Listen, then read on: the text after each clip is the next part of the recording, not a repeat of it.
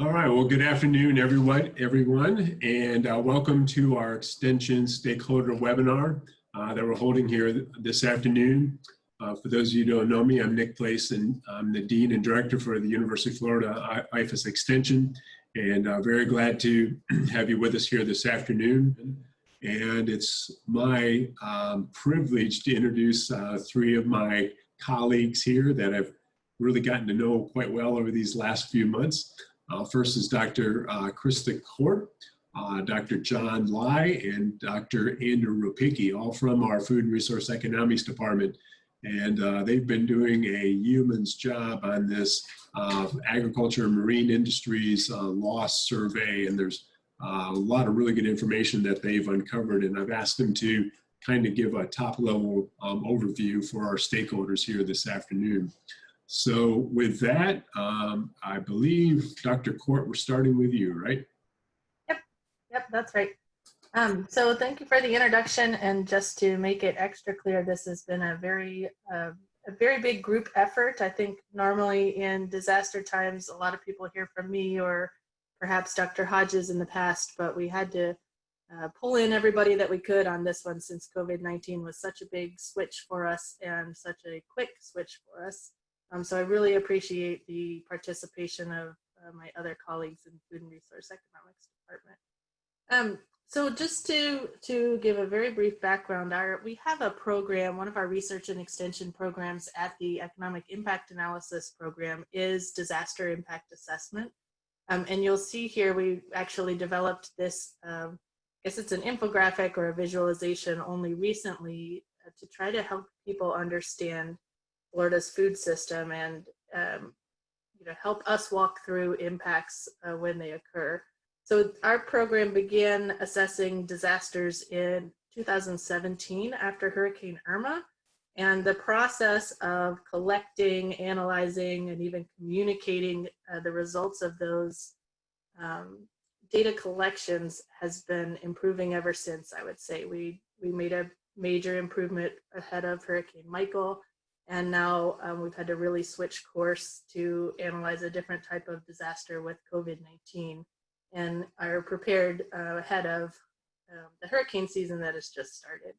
So, the complexity of the COVID-19 situation actually it forced us to switch how we thought about the way that we assessed disaster impacts on agriculture. In the past, we had focused on natural disasters such as hurricanes, freeze events, and even some flooding events, but we really needed to it was a major shift to consider the impacts of a pandemic. It was a very different type of event, and in that process, we realized that we should probably be assessing the impacts on the broader food system as opposed to only looking at production agriculture. It was very clear in this pandemic event that that was needed. So in this process, we distributed a survey that we designed in only a few weeks' time with input from stakeholders. On April 16th, we collected responses through May 15th. And I would be remiss not to note that several stakeholders that are probably on the line today, whether they're individuals, representing industry associations, or even state agencies, were absolutely critical in distributing and encouraging their members to fill out that survey for us. And without them, we would not have the data that we have in order to tell this story today. So we just want to express our sincere thanks for helping us with that process. Next slide, please. So on this slide, you'll see the overall participation. We actually had 5 different surveys that were sent out to different stakeholder groups. The first went to agricultural operations, and then we had 4 surveys looking at marine-based activity, commercial fishing, seafood wholesale dealers, for-hire charter services, as well as marine recreation support. And on each of these graphs, you can see that we were quite happy with the number of responses that we got across the full populations of these different groups, as well as the statewide response level. So the darker colors on the map in the different counties show where we got higher numbers of responses, but you can see that we really had statewide response on all 5 of the surveys. So we had a few different webinars where we released very preliminary information from the survey on a few of the things that we were finding, and we wanted to take the opportunity today to share our first estimates of the impact on actual sales revenues to some of these different activity groups. And I'm going to actually turn it over to my colleagues to walk through a little bit of the results for the survey, but I'll come back at the end and reiterate that this is only some of the information that we were collecting, and we will soon release a report that has some additional information as well. I'll hand it over to Dr. Lai. Thanks. So as you can see on this slide, overall participation for agricultural operations was about 729 responses. But then on the next slide, we can break that down a little bit further, and we see that there were about 424 responses that were full and complete responses. And these were responses that we collected mid-April through mid-May. And whether or not if somebody started the survey and at some point stopped in the middle or got stuck, that was okay. We tried to make use of any partial responses that we received as well. But there you can see responses by industry sector. 65% of responses came from the production sector. And we also are starting to measure other parts of Florida's agricultural industry as well by including post-harvesting processing questions, which we have about 8% of response from that sector, 9% from the transportation sector, and then 18% from other sectors, which survey respondents could specify what sector they were in. We had nearly an even split. We had nearly an even split of responses between small and large operations, with small operations being defined as any operation making less than $250,000, which is something that's set by the USDA. But overall, the vast majority of operations continue to remain open and operate in some capacity. Based on that information from the survey, we found this statistic to be true for the production, post-harvest, and transportation sectors. Next slide, please. Our survey also asked questions about impacts to revenues. But before we get into that, let me first walk you through how we calculated loss. We pulled together some data from USDA, FDACS, industry associations, and IMPLAN on average annual sales across different commodity groups like field crops, horticultural crops, fruits and nuts, and so on. You see the list there on the first column. And then in the second column, those field crops, for example, have a 5-year average of average annual sales of about $720 million. We also used those historical records on revenues attributable to different times of the year. And so for field crops, it was about 10%, and you can see that in column 3. So with the 5-year average annual sales multiplied by the percent average revenue attributable to March through mid-May, we have an estimated output at risk over a 5-year time frame. And so for field crops, the output at risk, you'll see there in column 4, that would be about $72 million.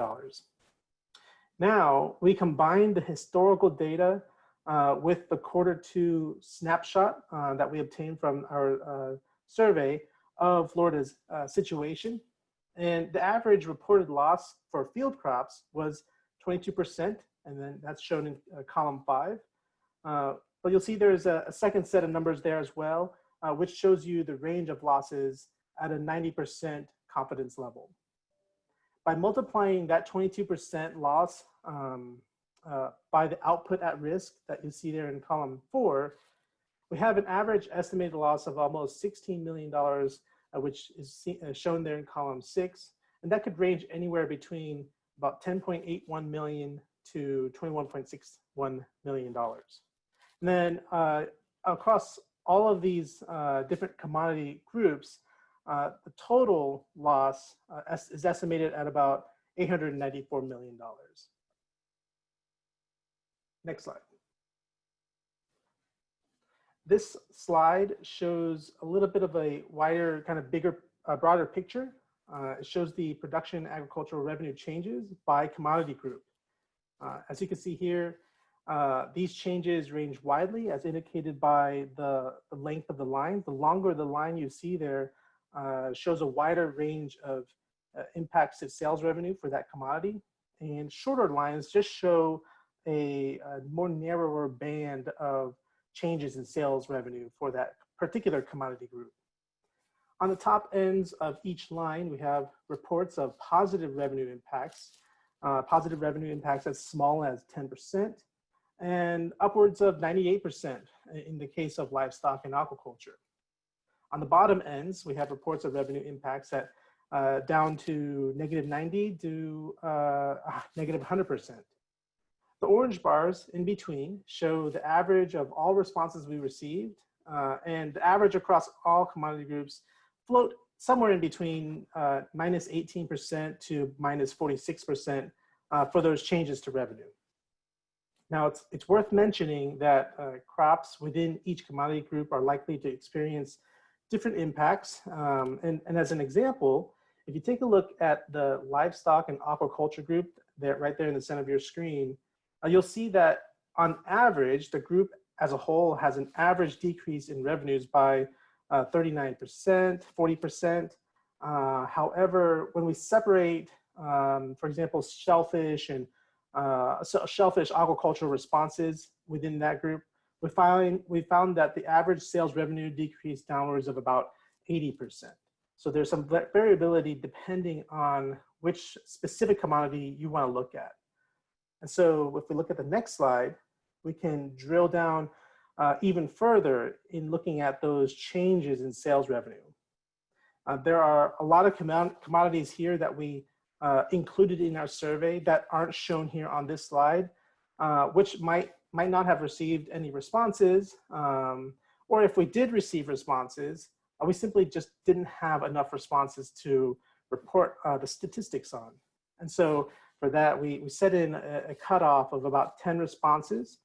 And here we're highlighting 4 commodity groups, and those are field crops, horticultural crops, fruit and tree nut crops, and livestock and aquaculture. So again, you can see the range of revenue changes across all these individual commodity specific areas. And for field crops, for example, we see that hay has some operations experiencing increases in sales revenue over the same time period as last year or the previous season, upwards of about 40%. And then some operations on the lower end experience losses down to 90%. Again, that orange line in the middle shows that hay has an average loss in revenues of about 19%. Next slide, please. And so then at this point, I'll turn it over to my colleague, Dr. Ripke, who will give us an overview of the marine industry surveys. Okay, thanks, John. So just briefly, as was mentioned, on the marine side, we did it a little differently. We broke it up into 4 different surveys. As you can see here, we had a charter for hire, commercial fishing, marine recreational support businesses, and seafood wholesale dealers. Each group got their own survey. The respondents, you've already seen those numbers, but just to give a little overview before we do a deeper dive, you can see our percentage of respondents reporting decreased revenue. Overwhelmingly, as you would expect, had a negative impact. COVID-19 had a negative impact on these industries. And you can also see in the last column, respondents closed due to COVID-19. Our fishermen, both charter for hire and commercial fishing, had a very high percentage of businesses that had to close due to COVID-19. Next slide. All right, so I'm going to go through the surveys kind of one by one, starting with the charter for hire survey. And one of the first things we wanted to do with this was kind of divide up our charter for hire operators based on, what space they operate in. And for this area, we looked at the type of trips they take and where their revenue comes from. So you can see we've got a list there starting with inshore fishing, offshore fishing, and it goes through all the different types of trips that respondents took.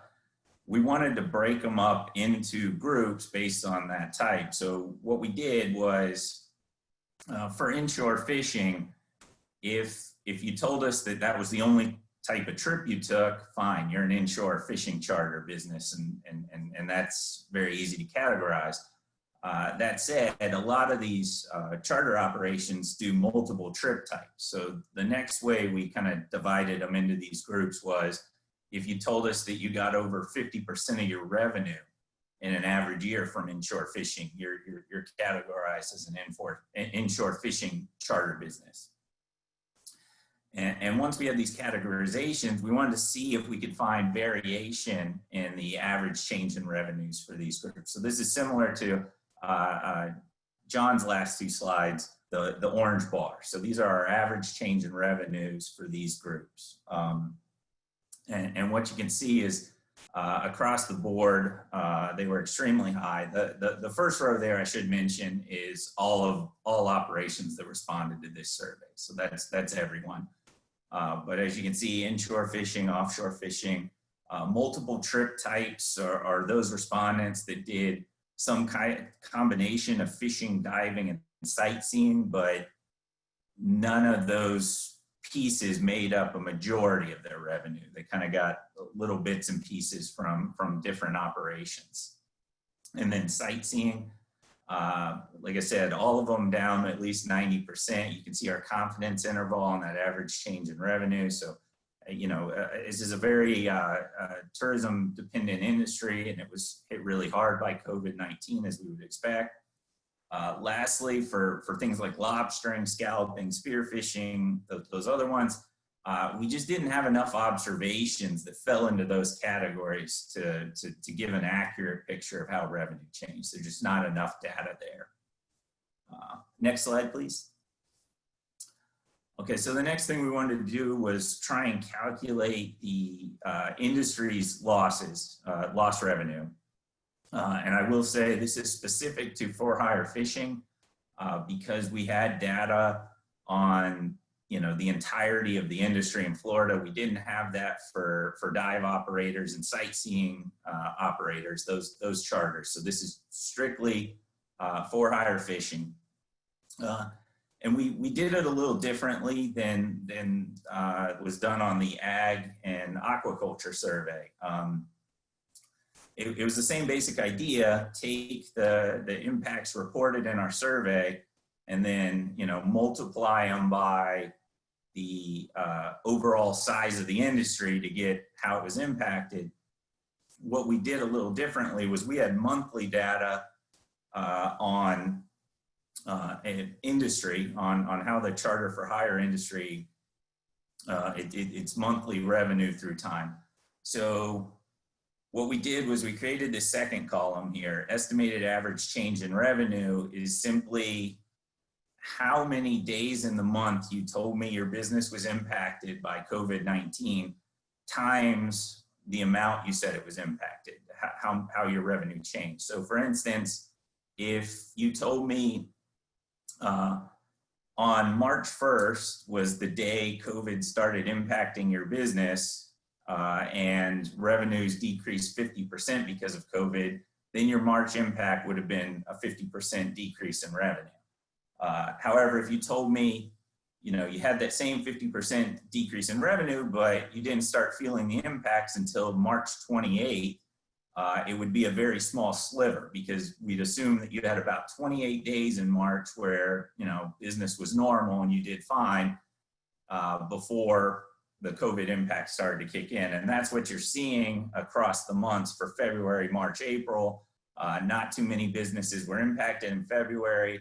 It really started mid-March, which is why you're seeing about half of the impact showing up, and then April and May, at least May through mid-May when the survey ended, you're kind of getting the full picture of impacted businesses.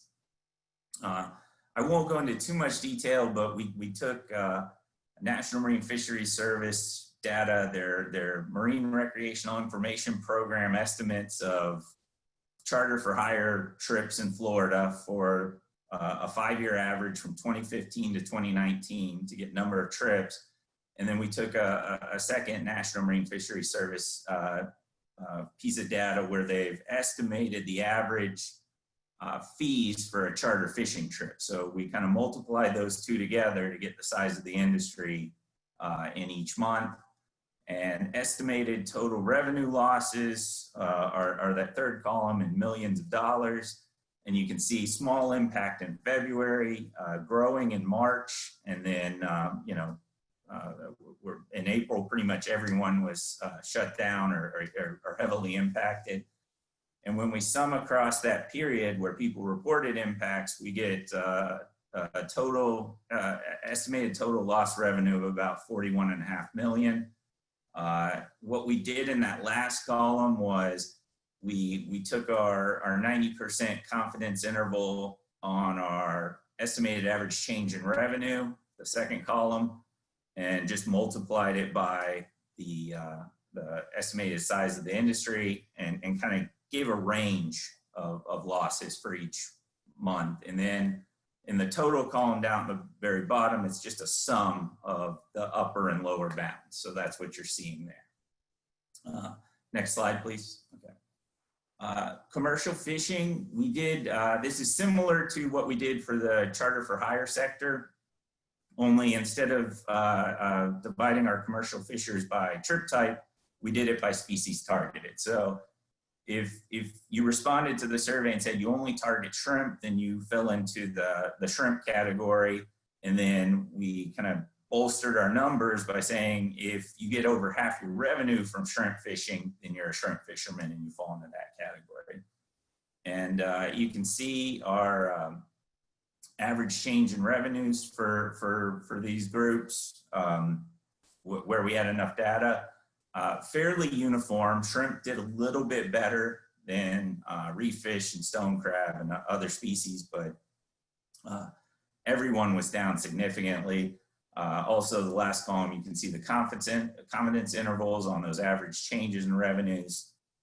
And one of the reasons our dollar estimates don't go beyond just the commercial fishing and charter for hire total sectors into these groups of fishermen is there's a lot of variability there on our estimates. So we just don't feel comfortable going with a number at that level of, or at that level. Next slide, please. Andrew, we're going to have to wrap up here in about a couple, 3 minutes. So just to give you a heads up. Yeah, I can go real quick. Okay, same thing we did here, that average monthly revenue impact. We paired it this time with FWC's monthly landings data, 5-year averages. You can see the estimated average change, estimated total revenue losses for commercial fishing across the entire time period. We're looking at about 25.8 million. That same range is provided in the last column. Next slide, please. Looking at marine recreational support businesses, we didn't have the data to put a dollar number on this. We just didn't have enough survey responses or secondary data, but we were able to do that same looking at little sectors within marine recreational support businesses. And you can see there's quite a bit of variation in the impacts, all of them on average negative, but like I said, we just didn't have the number of observations or the secondary data to put dollar values on lost revenue to these industries. But you can see how the different operating segments were impacted based on what business they said, made up the majority of their revenues. I guess last slide, please. Yeah, just this one, seafood wholesale dealers, it's kind of the same story. While we know how their business was impacted by what they get from Florida commercial fishermen, we don't really have any information on, other sources of seafood that they move and things like that. and just didn't have enough responses to put a dollar value on this, but you can see we were able to break them up by their main customer type in this case. And you can see some of the variation there. Once again, big intervals on the, are a lot of variation in our 90% confidence interval once you kind of try and drill down to customer type level. And that's it for me. Next slide. Thank you. And now Krista will take over. Yep, I'll go through the extremely brief version of what's coming next. So I noticed a comment in the Q&A that we were focusing on the negative and might want to share more information on the positive. So as John and Andrew both showed, there were several businesses that were doing better due to the COVID-19 pandemic, and also, you know, in the recovering from losses incurred from the COVID-19, there's certainly going to be a lot of positive stories to share as well.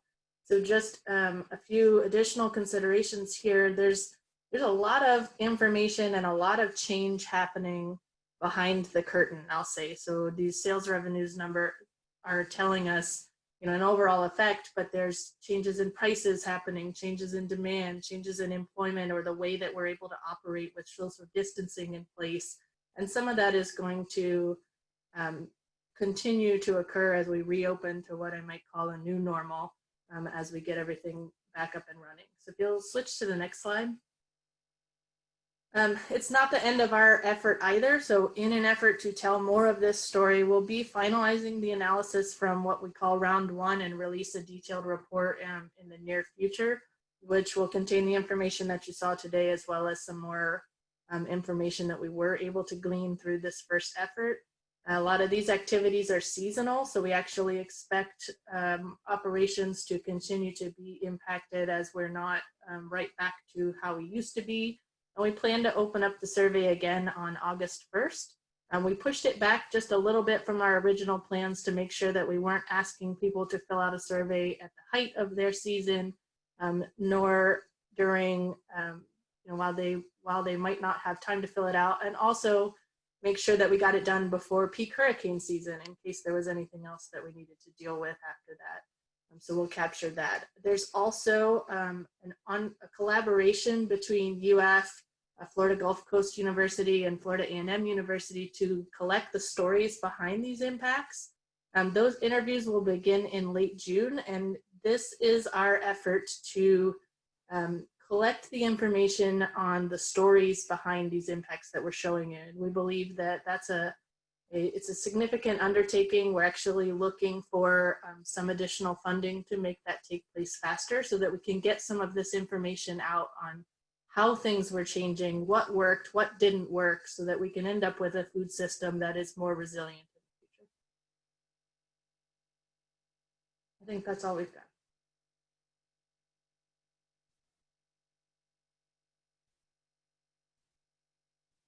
All right, thank you very much, John, Krista, and Andrew. Appreciate what you shared here in that little bit of time we had to do look at the Ag and Natural Resources Loss Survey. Lots of information there, lots of interesting findings that you have. And as you mentioned, Krista, there's a lot more coming as well. I'm just wondering here, and then the last couple of minutes, is there a particular question, John, Krista, Andrew, that you would like to address as we have a couple of minutes here? In the Q&A box? Yes. Yeah, so there's one extra one that I think we probably should address from Elaine Cohen, and it says, what I have not heard yet are our efforts regarding food supply waste and helping those who are food secure in Florida. So that was not the focus of this particular effort, but I can tell you that several other colleagues within Extension are working in those areas. And also that will be one of the things that we are asking questions about in this qualitative interview follow-up. So we go beyond the production agriculture, ag transportation, and post-harvest processing in those interviews. And the idea will be to get into that food distribution side of things and how things like food waste are changing, as well as food insecurity. Yeah, so I appreciate that, Krista. And that's something too that when we did that congressional hearing about a month or so ago, we talked about that in relation to our food system as well as food waste. And that is a critical, when you look at the overall food system, that is a critical part that we do need to look at as an industry, as a society, and figure out what we can do to reduce waste in order to meet food insecurity, food needs that we have.